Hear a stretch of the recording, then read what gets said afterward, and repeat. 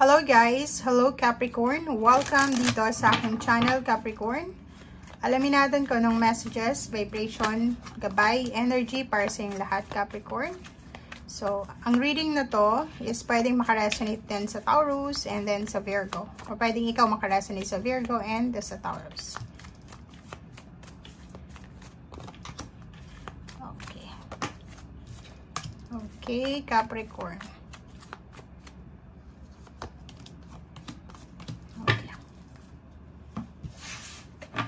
Capricorn. So, ito ay weekly tarot guys. Mayroon kang 6 cards dito. Unang barahang lumabas is pareho siya ng Taurus. Posibleng ikaw ay naghahanda ng paglilipat bahay. May nakita tayo ditong dalawa na medyo hindi maganda. Pwedeng tatlo. Okay, so kung makikita mo dito, pwedeng yung rason ng paglipat mo ng bahay, it's either may kailangan kang bantayan, like for example, parents mo, or siblings, or kapamilya na may sakit. So, pwedeng nakatanggap ka ng balita, text, chat na etong taong ito ay may sakit, kailangan mong umuwi, kailangan mong bantayan. So, pwedeng this week ay magta-travel ka, or posibleng lilipat ka ng bahay, lilipat ka ng lugar, or pauwi ka doon sa taong ito. So, pangalawa, posibleng nanakawan ka, 'di ba? Siguro na-scam ka, nanakawan ka. So, kailangan mong bumalik sa parents mo or sa pamilya mo kasi wala na wala ka ng pera or parang wala ka na. Yung third card natin is 32-5. Pwedeng yung iba sa inyo dyan ay magta-travel, pauwi.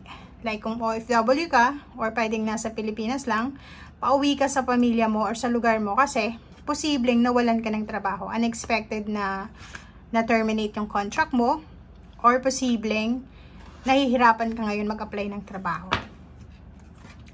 Or pwede din, kung may anak ka na, posibleng ikaw ito na nanay or father na nag-i-expect ka na yung anak mo ay pauwi sa pamilya nyo or sa bahay mo. So, yun ang nakikita natin ng mga rason kung bakit may mga posibleng travel dito or movement na mangyayari. Okay.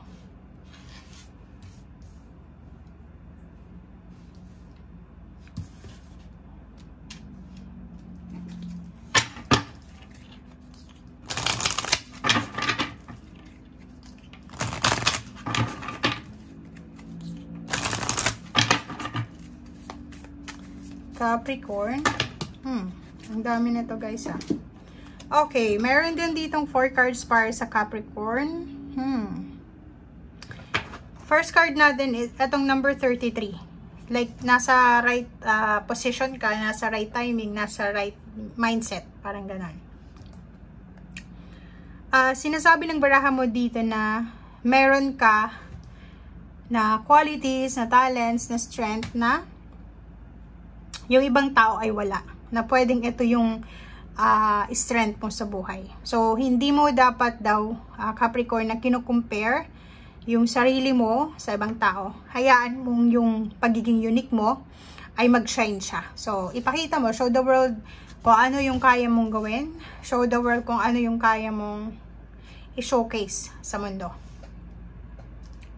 Okay?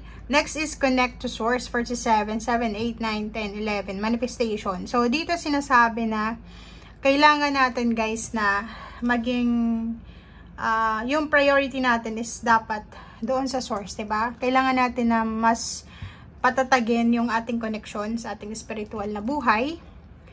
And, dito sinasabi ng baraha, if ever man na may mga nag-aaway or hindi magkakasundo dyan sa paligid mo, sinasabi ng baraha sa'yo dito na step back, and like for example, kung may kaaway ka or may kasagutan or hindi kayo magkasundo, step back and then wag kang magdedesisyon agad-agad and try to look sa different perspective. So pwede mong i-check kung nasa tama ka bang direction or nasa tama ka bang rason. Like kung may nagdidiskusyon, like this week, may hindi maiwasan na diskusyon, pag-aaway or kung ano pa man, kailangan mong mag-step back. Kailangan mong i-check kung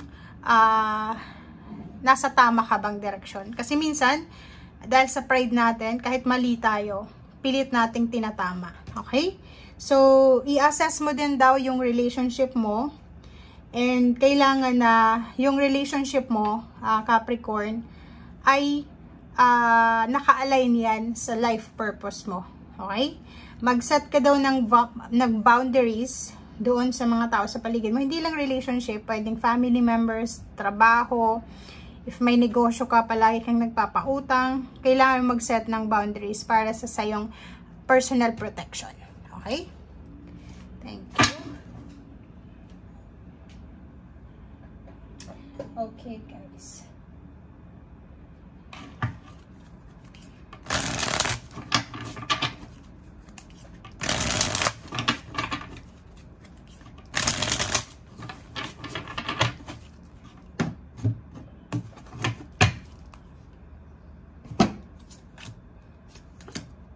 Okay, Page of Cups and Two of Cups. May nakikita tayo dito, Capricorn, na may parating, may parang, yung, alam mo yun, may parating na bagyo, yung may signal, di ba? May signal number 1, number 2, parang ganun yung pakiramdam, or ganun yung energy, yung vibration. May posibleng relationship dito na parating sa buhay mo. It's either financial relationship or partnership, collaboration, or pwedeng relationship talaga. May darating na tao na magiging karelasyon mo. Okay. Second is Four of Pentacles, Seven of Swords. Nako. It's a confirmation na ito, oh. Capricorn, mag-iingat ka sa linggong ito. Mag-iingat kayo, Capricorn, dahil if ever may tinatago kang pera, may savings ka, savings or tinatago kang pera, mag-iingat ka dahil pwedeng pagnakawan ka. Pwedeng manakaw ito sa linggong ito. And King of Wands, sinasabi ng bara sa'yo dito na sa trabaho din ganun eh. Pwedeng yung trabahong para sa'yo ay posibleng nakawin ng ibang tao.